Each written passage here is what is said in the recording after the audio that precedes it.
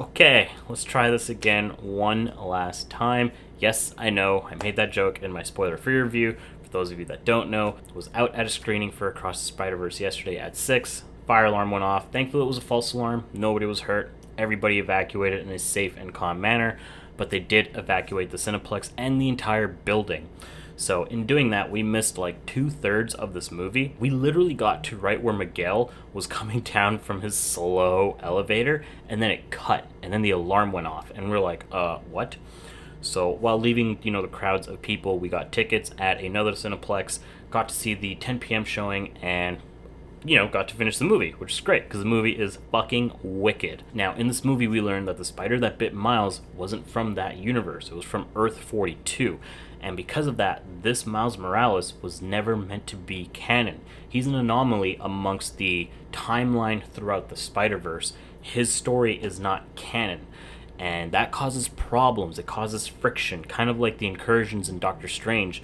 It's problematic if he travels to other worlds and other universes, because then his story might affect what's meant to happen. Those moments that are meant to happen that impact the character might not happen. And we experience that in this one when we get to Mumbattan and Miles saves Captain Singh. It wasn't supposed to happen. He was supposed to die that day. So Miguel is telling Miles that, these moments are meant to happen, and Miles doesn't accept that because in 2 days his dad gets sworn in as captain, and Miguel tells him that based on the algorithm his dad is supposed to die, but he fights against that. And that's when in that trailer we get that iconic line of him saying, "Nah, I'm gonna do my own thing." Everyone keeps telling me how my story is supposed to go. Nah, I'm gonna do my own thing. Now, this movie does everything that Into the Spider-Verse does, but better. Except one thing. It's the only thing I don't like, and I'll mention that now. This movie is a masterpiece. It is fantastic, and so far, these two movies, and of course when the third comes out, it's poised to become probably the greatest trilogy of all time. The only knock I have about this movie, and it's not even that bad, I just found myself wanting more iconic music in the soundtrack. This movie does an epic job of creating some very nice atmospheric music throughout the different worlds and throughout certain scenes. It just helps flesh out what you're watching. But in Into the Spider-Verse, you had so many iconic songs like Sunflower, Home, What's Up Danger. There was a lot of really good pieces of music that were, made for the film. This movie didn't have as many of those. So I do think, yes, it absolutely is better than Into the Spider-Verse. Wouldn't give it a perfect 10, for me personally, only because of that one thing. I just wanted a little bit more like iconic, fresh music for this movie. But the atmospheric music, the ambient music, the music made for different worlds and to, fill in the rest of the story, it was so good. And the themes that we have, especially for when Miguel first appears as Spider-Man 2099, it's so good. It just hits different.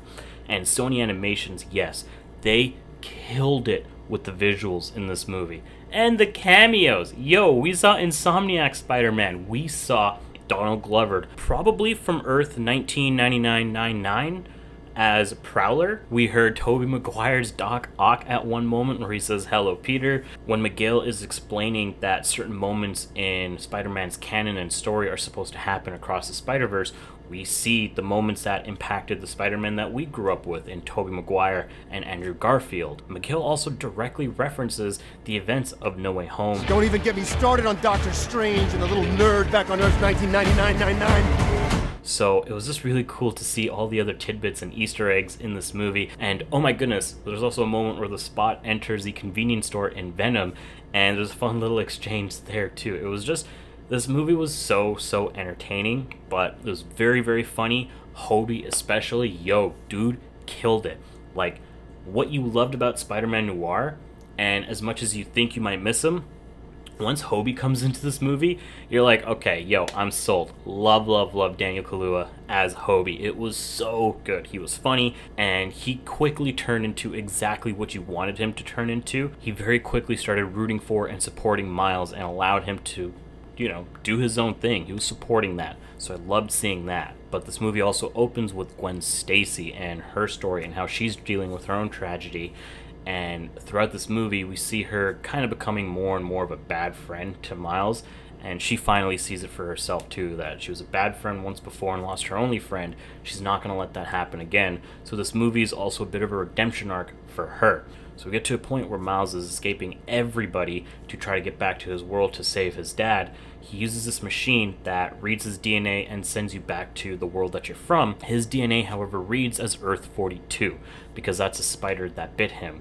And in this world, Spider-Man doesn't exist. In this world, Jeff dies, Aaron is alive, and because there's no spider to bite anybody to become Spider-Man, Miles grows up to become the Prowler. And that's basically where this movie ends, is Miles being caught by Miles as the Prowler and Aaron, and Gwen Stacy doesn't know where Miles is, so now she's doing what she can and is recruiting some of her own friends, her own band members, to build a team to save Miles. All while Miguel and the rest of the Spider Society are trying to track down and stop Miles from tampering with what's supposed to become canon of his universe. So all these different plot points and all these threads are set to kind of intersect, connect, come together, but the movie cuts. And it cuts right in the middle of you wanting more. It's like you're eating your favorite dinner, your favorite meal, and right at like that last third of it, where you're like, you're feeling your best, you're enjoying it the most, it just vanishes. It just goes away and it just stops. And you're like, well, I wasn't done with that. Like, this movie was over 2 hours long, and not at any moment did it feel long. This movie allows itself to breathe, but it's also so quick, so fast-paced, and so entertaining that you're just so engaged and so invested into these characters, you don't want it to end. Easily could have watched another couple hours of this movie, but we have to wait till most likely March 29th of 2024 when Beyond the Spider-Verse comes out.